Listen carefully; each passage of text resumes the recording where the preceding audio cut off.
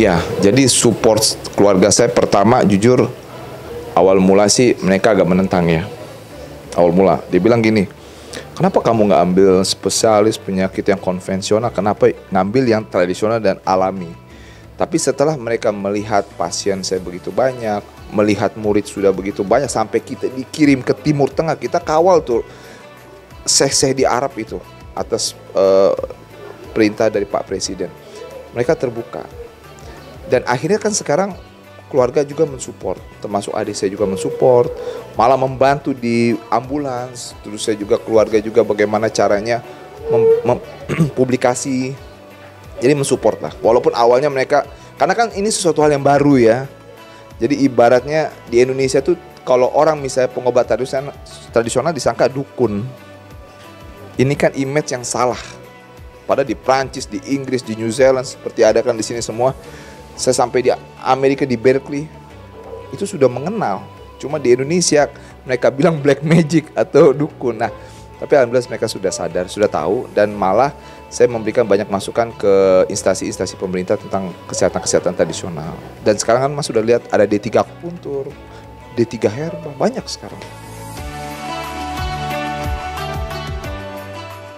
Kalau di sini pengobatan yang kita lihat pertama banyak hal ya. Pertama untuk pengobatan terapi fisik seperti akupuntur, yang jelas hijamah, bekam, kita harus setiap pasien tuh wajib, tapi tergantung.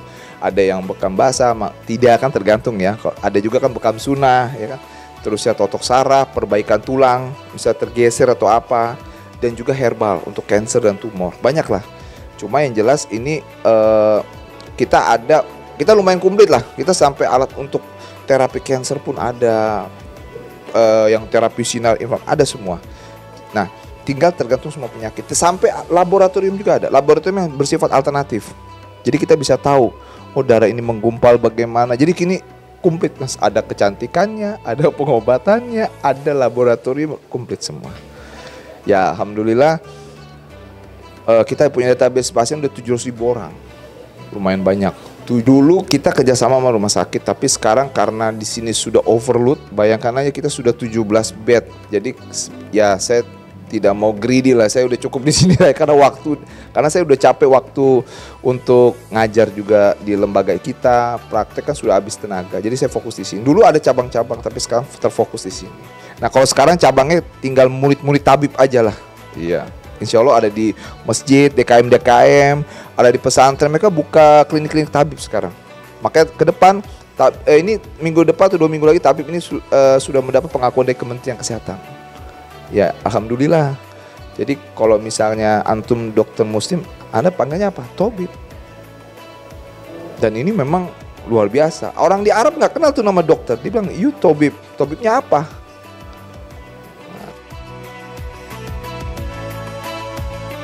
Tabib sudah internasional. Malaysia mengakui tabib, Singapura mengakui tabib, sampai Brunei juga mengakui tabib. Tabib itu adalah bahasa Arab yang dimelayukan. Bahasa Arab kan, tapi awalnya dimelayukan. Sudah terkenal.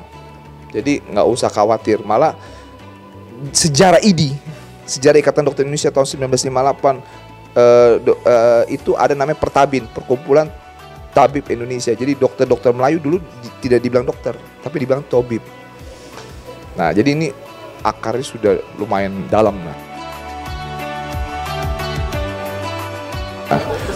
memang karena kita sudah overload sih kalau saya lihat. Jadi pagi itu untuk orang-orang yang praktek datang, sore itu, jadi kita butuh waktu istirahat lah dan sholat biasanya kan jam 12-an sampai asar, habis itu start lagi. Jadi karena untuk recovery, karena kalau kita mau ikutin, waduh, minta ampun deh namanya. Cuma sekarang kita atur lah.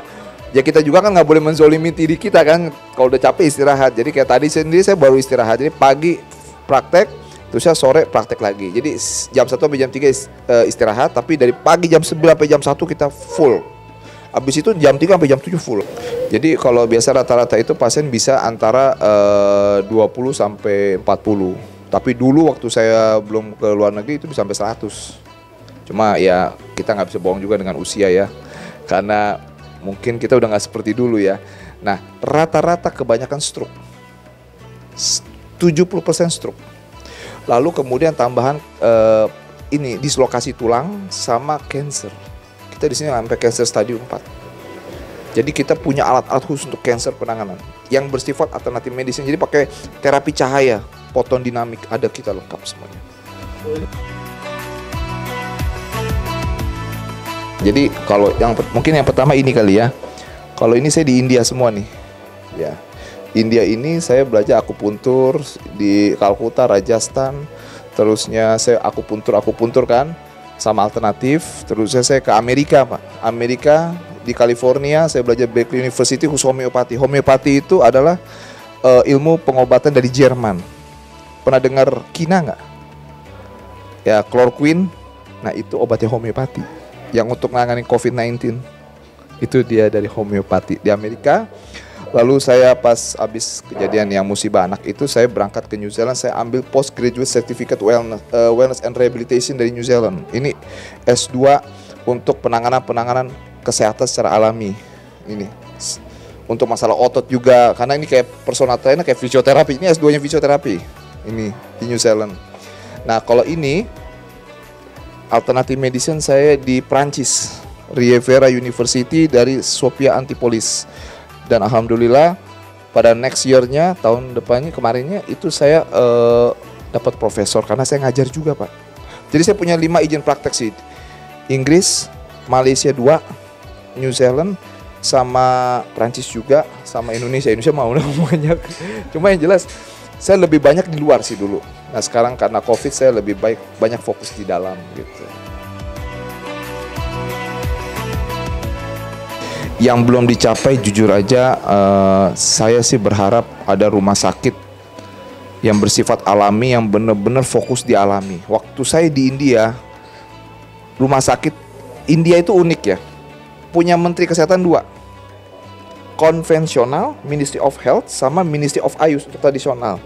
Nah, saya berharap kalau kita punya rumah sakit khusus tradisional yang bersifat Islam, itu luar biasa. Kita bisa membantu orang dengan herbal-herbal yang ada di alam Indonesia, kenapa enggak gitu. Nah, ini saya berharap seperti itu sih, cita-cita saya sih. Tapi ya insya Allah sih, mudah-mudahan dengan ikhtiar ya mudah-mudahan lah Allah mendengar lah gitu ya.